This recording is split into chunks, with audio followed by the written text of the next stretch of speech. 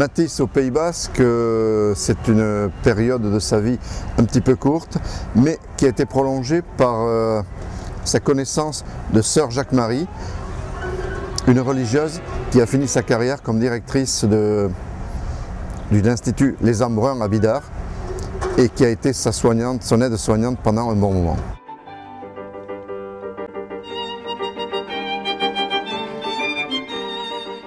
Alors Matisse est effectivement passé par Cibourg, tout simplement parce qu'en 1940, Matisse habitait à Paris et quand les Allemands ont envahi le nord de la France, comme beaucoup de personnes, au cours de l'exode, il est venu se réfugier sur le Pays Basque où habitait un ami à lui, le peintre Borès.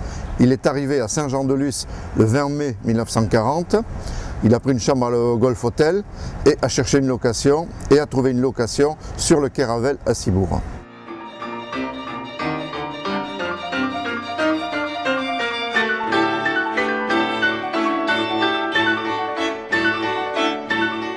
Il a peint une œuvre qui est assez connue, c'est Intérieur à Cibourg, et cette œuvre est au musée Toulouse-Lautrec d'Albi.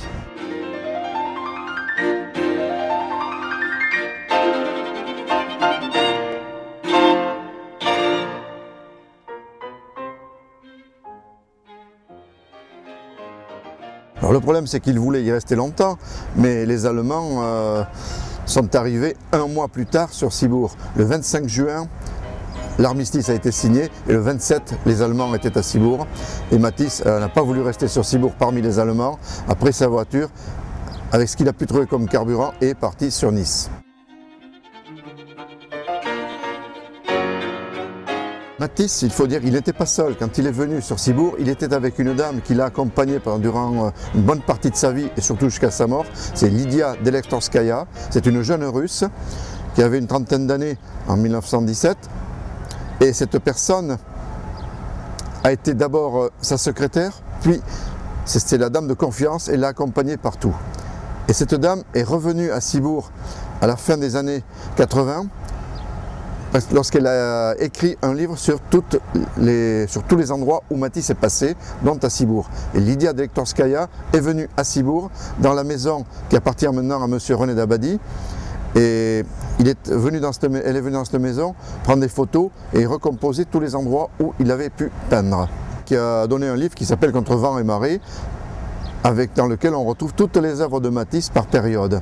Et elle est venue effectivement à Cibourg, accompagnée par Sœur Jacques-Marie, qui était encore à Bidart.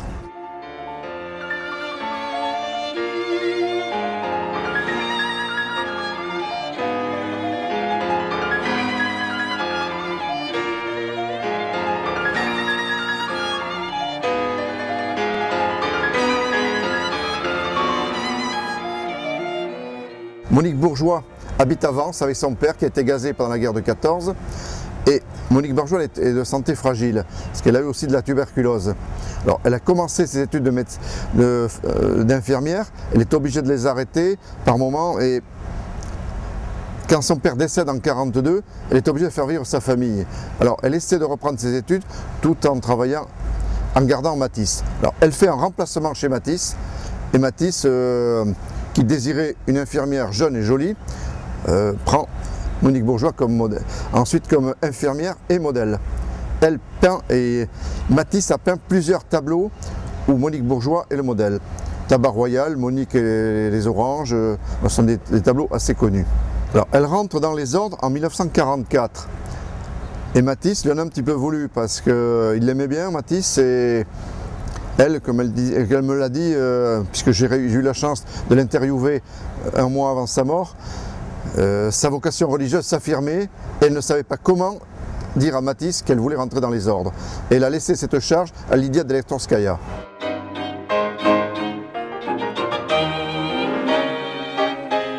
Monique Bourgeois devient Sœur Jacques-Marie et qui rentre dans les ordres et qui est religieuse à Saint-Paul-de-Vence. Elle est en Saint-Paul-de-Vence et Matisse habite à Vence comme par hasard. C'est un hasard, il se retrouve et Matisse a toujours besoin de soignants, d'infirmiers, puisque suite à son opération.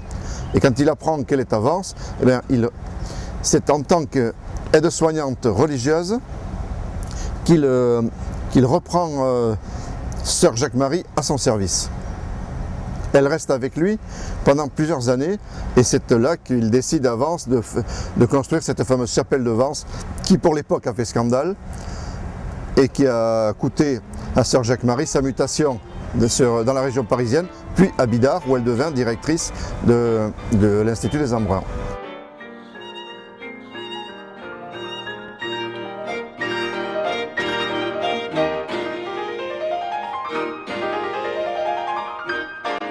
Sœur Jacques-Marie, quand je lui parlais de Matisse, elle fermait les yeux, elle regardait le ciel et au bout d'une minute, elle commençait à me parler de Matisse, mais alors avec enchantement.